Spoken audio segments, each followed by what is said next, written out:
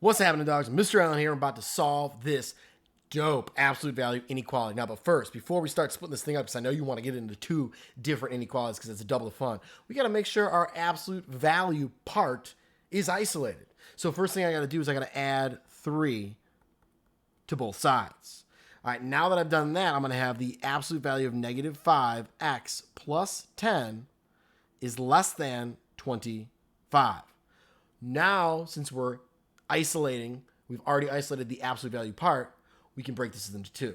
All right, so I'm going to have my negative 5x plus 10 is less than 25, and I'll have my negative 5x plus 10 is greater than negative 25, right? I got to make sure that I flip my inequality and change the positive or negative sign, okay?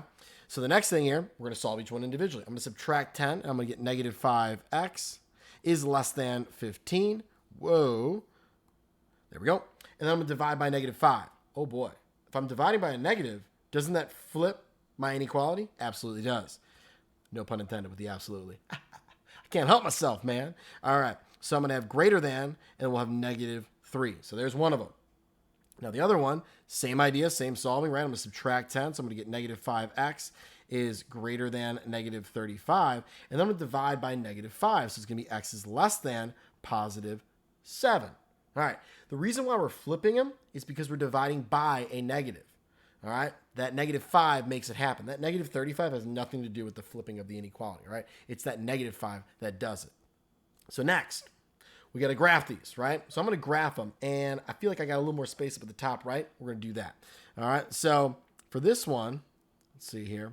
How about beautiful little number line? And I'm going to have 0. We're going to have negative 3, and then we'll have 7 a little further away. All right, so x is greater than negative 3. So that's going to be going to the right, and then x is less than 7. That's going to be going to the left, okay? So they're actually pointing towards each other, aren't they? This is actually going to be an and statement. We're going to see that real quick. So for this one, if I have an open circle and pointing that way, and if I have an open circle again for the 7, and it's pointing to the left, see how they like overlap? Well, in order for this one to work, it's got to be between negative 3 and 7. So when I actually graph this, here's how it's going to look. I'll use yellow. Open, open, connect them. Okay? Just like that. We wouldn't put the arrows on there or anything like that because only the numbers between negative 3 and 7 are going to work here. If you picked a number outside of those, like negative 4 or 8 or 100 or something like that, it would not work. So it's got to be between those two. My final answer is going to be written as an and statement like so. X is greater than negative 3 and it's less than 7. Okay? It's between those two numbers. This is my final, wonderful, beautiful solution. Deuces, dogs.